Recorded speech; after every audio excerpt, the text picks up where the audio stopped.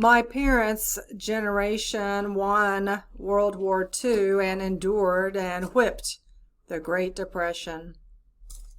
The youngest of them are about Senator Wofford's age. He looks a lot younger than he is and acts even younger than that.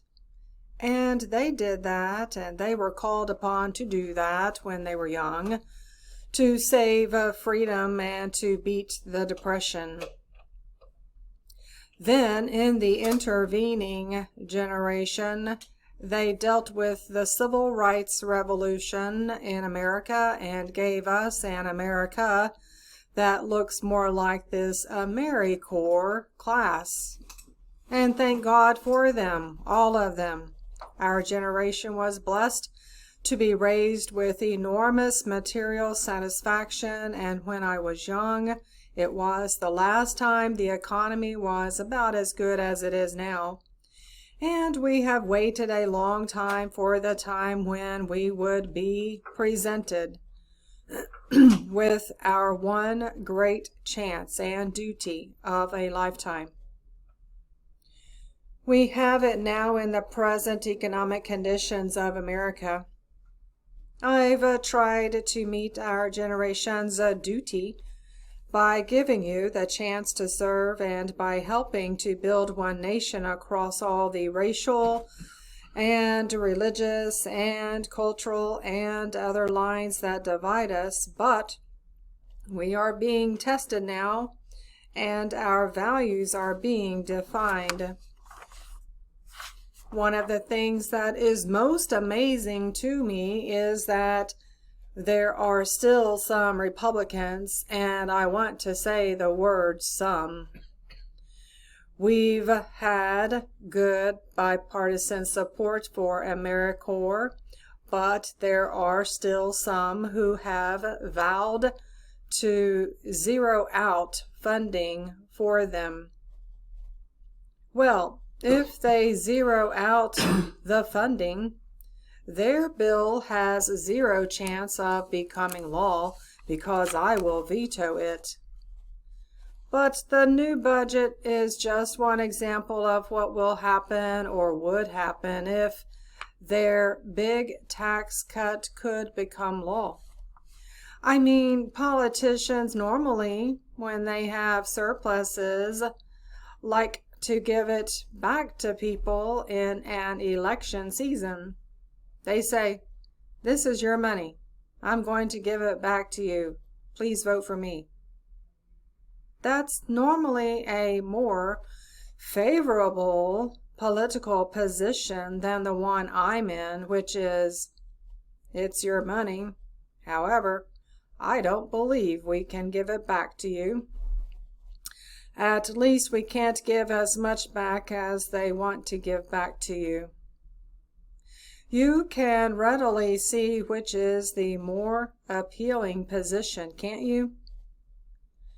Remember when you were kids, you used to hear your parents arguing. You can just hear them arguing up there. My tax cut is bigger than your tax cut. But that's not really the question. The question is, what does it take to save America's future in the face of the aging crisis? It means you have to lengthen the life of Social Security past the lifespan of the baby boomers. That's what it means. And my plan takes Social Security out to 2053. A lot of you will be around then, but I probably won't. But we owe it to you to lengthen Social Security beyond the lifespan of the baby boomers.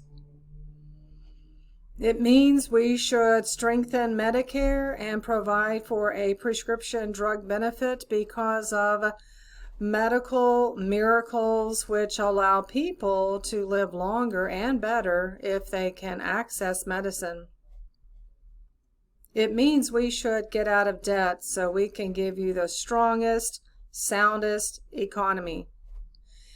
It means we should invest in education and the environment and healthcare and national defense and saving our farmers that are in so much difficulty today, and the care of our veterans.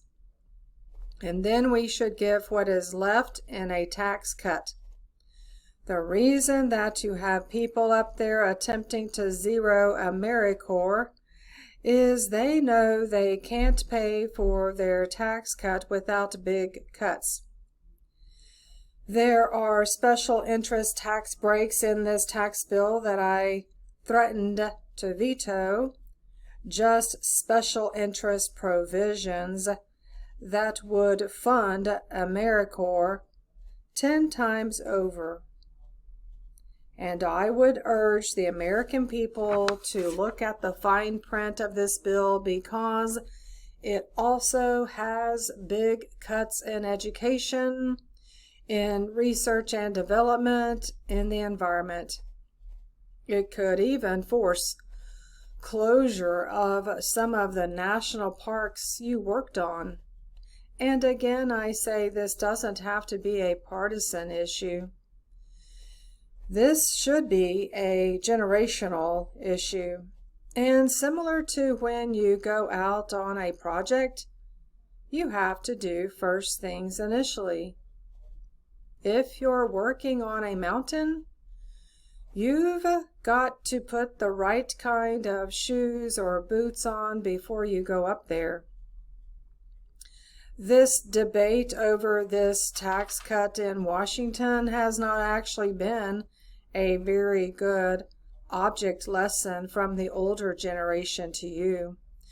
This debate is like a family getting around the table and saying, "Hey, let's take the vacation of our lifetime, the vacation of our dreams, and when we get home, we'll see if we can't pay the mortgage and send the kids to college."